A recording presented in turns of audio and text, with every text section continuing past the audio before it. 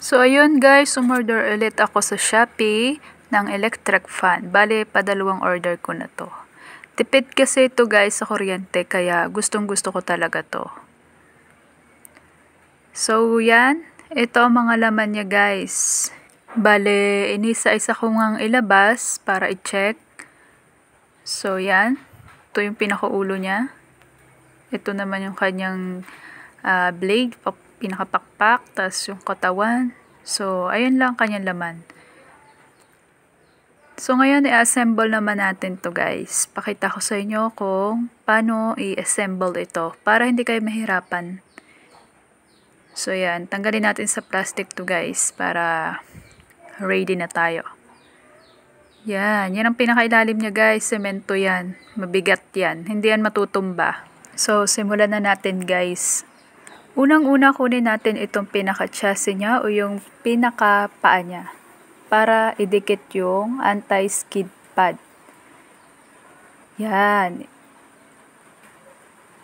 Ilalagay natin siya dyan para hindi madulas. Tulad ng halimbawa ang semento natin o ang lapag natin ay tiles.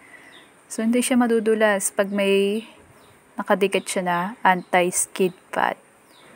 At dahil nailagay na natin lahat ng anti-skid pad, dito naman tayo. Bubuo naman natin yung steel pipe dito. So, yung isang pipe guys, nasa loob. Yan. Baka akala nyo kulang yung gamit. So, andyan lang yan sa loob. Buksan nyo lang. So, ang pagkabit nito guys ay ito. Itong ipang pampahigpit natin dito para magduktong tong dalawa. So, ganyan lang. Ipapasok lang natin siya dyan. Tapos, baba natin. Tapos, higpitin na natin. Pakaliwa yung ikot guys. So, yan. Nakabit na natin yung knob niya. So, yan. Mahigpit na. Ngayon naman guys ay ikot naman natin siya dito sa pinakapaa. So, yan. Yan. Dali lang yan ikabit guys. Ganyan lang yung ikot niya. O, diba? Ang dali lang. So, yan. Buo na yung kanyang pinaka-paa. So, yan. Dito naman tayo sa pinaka-ulo naman niya, guys. O, yung nose niya. So, yan. Kabit muna natin itong mga blades niya. Yung mga pakpak nitong mga electric fan natin. Yan. Maririnig nyo dyan, tutunog yan. Pag tumunog na, so, nakalak na siya. Digin nyo lang siya ng husto.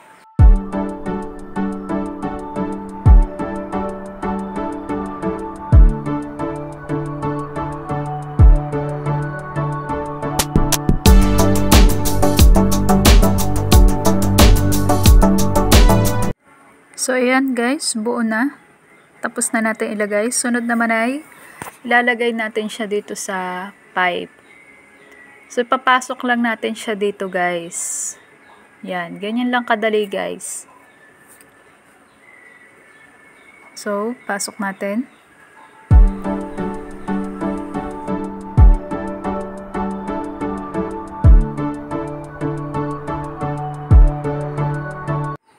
Yan guys. Tapos na. So, try naman natin siya kung gagana. Okay, saksak na natin. Papakita ko sa inyo kung gaano kalakas yung hangin na nilalabas nito. Tanggalin ko lang muna yung pagkakatali nitong wire niya.